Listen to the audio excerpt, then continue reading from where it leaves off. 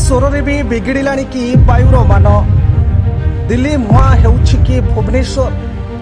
ବିଷ ବଳୟରେ ରାଜଧାନୀ ଦିଲ୍ଲୀ। ୱାର୍କ ଫ୍ରମ୍ ହୋମ୍ କରିବେ 50% ସରକାରୀ କର୍ମଚାରୀ। ଦିଲ୍ଲୀରେ ଚିନ୍ତା ବଢ଼ାଇଛି ବାୟୁ ପ୍ରଦୂଷଣ। ଦିନକୁ ଦିନ ବାୟୁର ଗୁଣବତ୍ତା ହ୍ରାସ ପାଇବାରେ ଲାଗିଛି।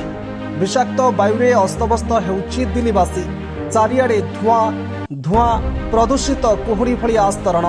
ତେବେ online community platform local circles ଦ୍ୱାରା କରାଯାଇଥିବା ଏହି ସର୍ଭେରେ ରାଜଧାନୀ ଦିଲ୍ଲୀରେ ପ୍ରଦୂଷଣ ସ୍ତର ବୃଦ୍ଧି ହେବା ଫଳରେ ଗୁରୁତର ସ୍ୱାସ୍ଥ୍ୟଗତ ପ୍ରଭାବ ଦର୍ଶାଯାଇଛି, ଯେଉଁଠାରେ ବାୟୁ ଗୁଣବତ୍ତା ଗୁରୁତର ବର୍ଗରେ ରହିଛି।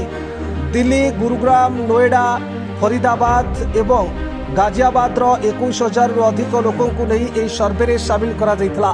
ସେଥିମଧ୍ୟରୁ 63% ପୁରୁଷ ଏବଂ 37% ମହିଳା ଥିଲେ। ରିପୋର୍ଟରେ ଏହା ମଧ୍ୟ ଦର୍ଶାଯାଇଛି ଯେ 58% ପରିବାରର ଲୋକେ ମୁଣ୍ଡବିନ୍ଧା ଅନୁଭବ କରୁଛନ୍ତି। ଅର୍ଦ୍ଧେକ ସଦସ୍ୟଙ୍କର ଶ୍ୱାସକ୍ରିୟାରେ ଅସୁବିଧା କିମ୍ବା ଅଛି ଅଥବା ସେମାନେ ଆଜ୍ମା ରୋଗରେ ପୀଡ଼ିତ। ଅନ୍ୟମାନେ ଖାଦ୍ୟପେୟ ପରିବର୍ତ୍ତନ ମାଧ୍ୟମରେ ସେମାନଙ୍କର ରୋଗ ପ୍ରତିରୋଧକ ଶକ୍ତି ବଢ଼ାଇବାକୁ ଧ୍ୟାନ ଦେଇଛନ୍ତି।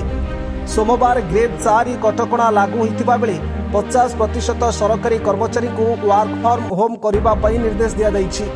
371 AQI ସହ ଦିଲ୍ଲୀ ଆଜି ଦେଶର ସବୁଠୁ ପ୍ରଦୂଷିତ ସହର ରହିଛି। ଏୟାର କ୍ୱାଲିଟି ଇଣ୍ଡେକ୍ସ ବା ବାୟୁର ମାନ ସୂଚକାଙ୍କ ରହିଛି 371, ଯାହାକି ଅତି ନିମ୍ନମାନର।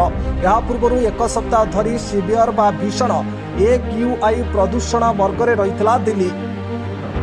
କେବଳ ଦିଲ୍ଲୀ ନୁହେଁ, ଲକ୍ଷ୍ନୌ ଓ ପାଟନାର ବାୟୁର ମାନ ବି ଉଦ୍ବେଗଜନକ ରହିଛି। ଅନ୍ୟପଟେ ଭୁବନେଶ୍ୱରରେ ରହିଛି ମଡରେଟ୍ ବା ମଧ୍ୟମ ଧରଣର ବାୟୁର ମାନ। ଭୁବନେଶ୍ୱରର AQI ରହିଛି 171। ସୂଚନା ଅନୁସାରେ ବାୟୁର ମାନ 151ରୁ 200 ମଧ୍ୟରେ ରହିଲେ ଏହା ରେଡ୍ କାଟାଗୋରୀ ଅନ୍ତର୍ଭୁକ୍ତ ଏବଂ ଶରୀର ପ୍ରତି ଅସ୍ୱାସ୍ଥ୍ୟକର। ଫଳରେ ଦିଲ୍ଲୀ ମୁହାଁ ହେବାରେ ଲାଗିଛି ଭୁବନେଶ୍ୱର। ବ୍ୟୁରୋ ରିପୋର୍ଟ, ବିପ୍ଳବୀ ପରିକ୍ରମା। Please like, share and subscribe to our channel Biploi Parikrama.